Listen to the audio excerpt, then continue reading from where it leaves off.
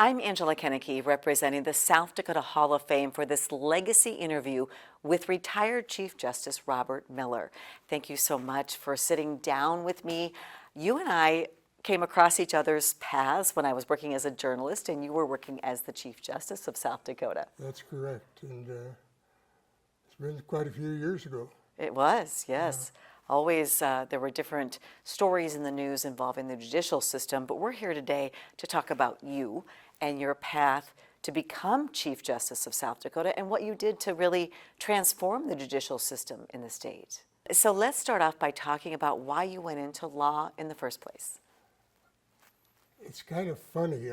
I wanted to become an agricultural engineer. Really?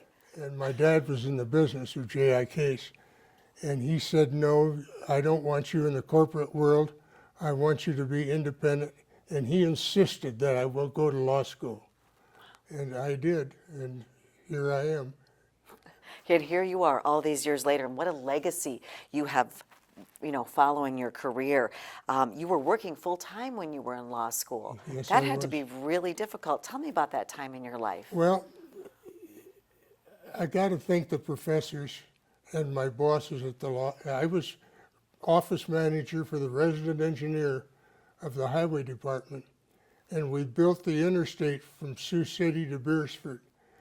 And but my bosses at the highway department let me work around that. Let me go to my classes, and I could work my schedule so I could get in my time at the highway department and still go to class. And they were real good about that, and I'm very grateful. How long did you work as an attorney? You started off in the Attorney General's office, is that correct? Yeah, I was from 63 to 65, I was an assistant attorney general under Frank Farrar. And then I left there and went into practice by myself in Phillip. And I really enjoyed it out there. And then when Farrar became governor, he asked me to take a vacancy on the circuit court.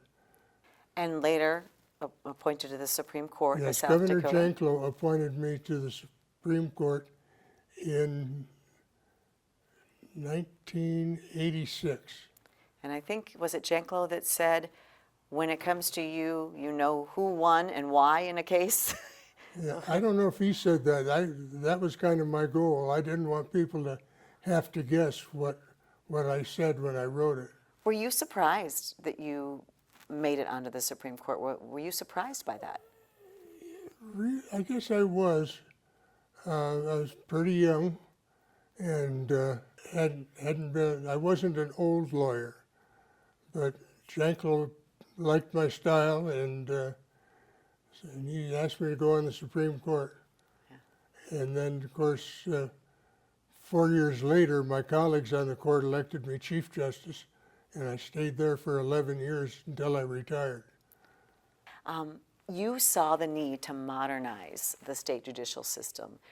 Why did it need to be modernized, and what happened in that process? Well, there were so many things that had been exactly the same since statehood. And I, as a judge, I got acquainted with judiciaries in other states and saw what they were doing and how they were improving and modernizing their courts. And I thought that would be a good idea for South Dakota, and convinced my colleagues to agree, and we did. And what were you able to change within the system?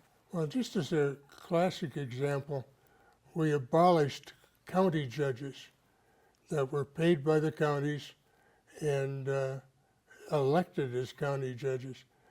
And I thought that was not the way to do it. So we convinced the abolishment of the county judges and making them circuit judges and just changing their jurisdiction. So as a circuit judge, there were times when I was a circuit judge, I was out in the circuit in a county, and I had to wait to hold my court while a county judge was doing probate work or juvenile work that I could have done. And so thought, why not let the circuit judge do it? They're there anyway. And that became the fact. How important is our judicial system to our democracy? Oh, I think it's vital. Separation of powers is just crucial. Well, just watch government today. At all levels, you need the checks and balances of the judiciary. Right. You need to have finality. Are there cases that stand out to you from your 15 years on the Supreme Court? Oh, I had 4 death penalty cases, and those stand out. Of course. And, but, I know it sounds trite, but I believe, to me, every case was important. And trying to rank them was difficult, and so I didn't try. Yeah. I thought every case that was in front of me, I tried to treat it as the most important thing, and it was to the parties involved. Right.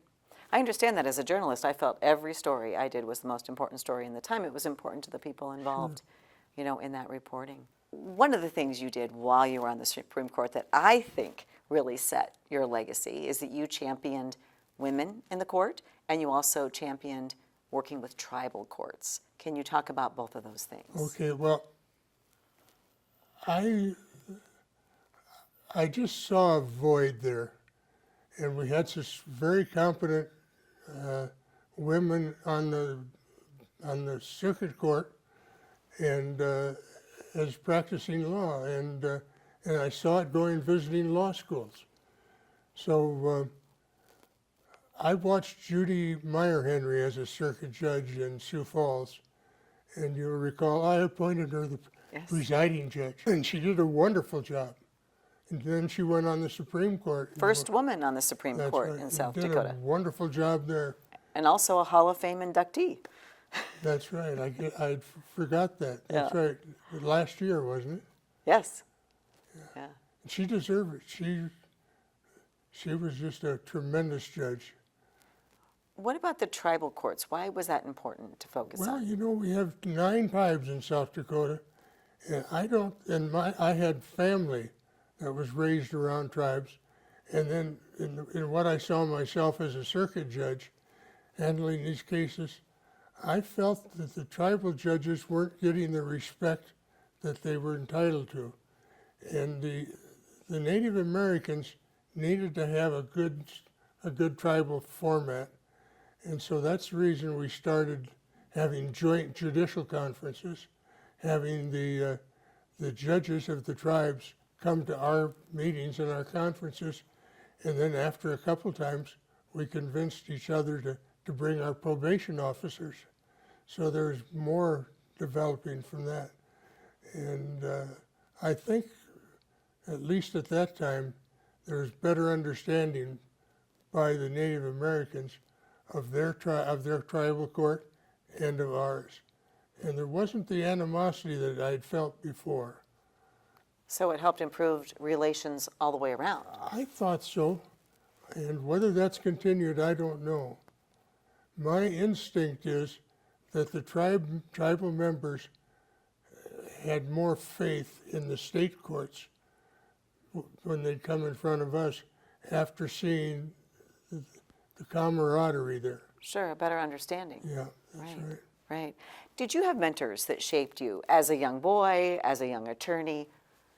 My first job was an assistant attorney general, and I had a mentor by the name of Walter Andre, and he was my mentor in the Attorney General's office, and he's the one who got me working closely with the tribes, because he'd formerly worked for the Federal Bureau of Indian Affairs, and so he was certainly a mentor.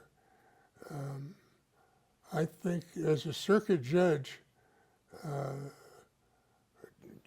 John Jones, who later became a federal district judge, was real close to me, and we served together in the Sixth Circuit Court. And I always considered John as a mentor. We could sit down and talk about anything, about not how to decide a case, but how to try a case. And it was just like a father. And I just love the man. It's really important to have those mentors, don't you I think? think so. Yeah. You also mentored young boys at Boys State. I had a son who went through Boys State. It really made a big impression upon him. Why was that civic duty so important to you? Well, I thought it was important for these high school leaders to have a better understanding of what judges do and how they do it, and get to know me personally to see that there's no magic to my title, that I'm just a regular guy. That you're a person. Yeah, good way to put it. And I thought it was I treated it as a learning experience. And I think I even brought robes and brought briefs and let them do real cases that we'd done. And it was quite a popular part of Boys State. You got a lot out of it yourself? Oh, yes. I did it every year for 10 years, and I really enjoyed it. I enjoyed the boys. I enjoyed watching them, pretending they were judges or pretending they weren't, And then one thing that hasn't been commonly known, when they moved Girls State from Mitchell to the University of South Dakota, I started the Girls State Supreme Court program exactly the same as I'd done at Boys State, and only did it for about 3 years, and then they took over and did it themselves. Well, thank you for starting that. That's really important. Well, I thank you. And you also chaired commissions from constitutional revision to state retirement. Which of these contributions do you think was the greatest when you chaired these different commissions? Constitutional revisions? Well, the Constitutional Revision Commission, my memory of that is not real good, because we worked real hard. I do remember, and we came up with some proposals that were ultimately developed. But working with the other members of the commission was important to me and important to them too. On the retirement board, that was when it became the whole retirement system had changed. All public employees in the state came under the South Dakota retirement system, out of the counties, out of whatever. So we developed a tremendous retirement system that was a model for other retirement systems in the United States. A very robust one as well. Oh boy, yes. Yeah, so that is a huge contribution to the state, to so many employees. Well, I think so, and I'm a beneficiary of it myself now. Sure. As a retiree. But no, we had a real good board. We had good leadership.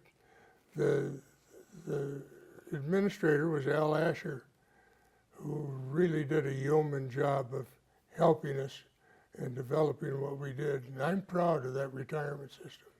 Yeah, you should be. And how do you view your role in making the judiciary more accessible to the public? Well, I hope that's a fact. I'm one of those guys who, I've been accused of being a lot of things, but being a snob isn't one of them. I like people. I like to get around and meet people, be part of a group, and have them understanding. As you said earlier, I'm a person. I've got a title, or had a title. An important title. A very important one that I treasured, but I wanted people to understand that it was important to them too, and the person holding it was just a regular guy who they could talk to. If they had problems or questions, come and see me. Same with my staff. What do you see, we touched on this a little bit, but what do you see as the greatest challenge for the judiciary today? Maybe even opportunities as well. I think that you touched on earlier, having the public understand it. And I'm frightened of AI. I've seen the things that people can do with artificial intelligence. That really bothers me. That they can sit down and just say a few words and have an opinion written for them, or have a letter written for them. That, Right. We've seen legal briefs that had errors in them that have been written by AI? Well, I've been retired for 24 But I mean, we've years. heard about that happening I nationally. have heard about it, and that scares me. And it worries me a next step about lazy judges or law clerks who instead of doing the research themselves, let AI do it for them and dictate the law clerk a memo to the justice or judge, or the judge just having that as the opinion. That really worries me. So you would like to maybe see some regulations surrounding this? Yes, I would, and I wouldn't know, I don't understand it, so I wouldn't know how to regulate it. But I think that there should be somebody looking at it to make sure that it isn't done incorrectly, or if there is, there's some kind of penalty. You were known for always demanding high ethical standards inside the courtroom, outside the courtroom. How did you live by example? I had a dad who would, if I didn't do things right, and if I wasn't honest and ethical, I could be punished. And so I always tried to live that way, even after I became an adult and away from my dad. I just can't stand somebody lying to me.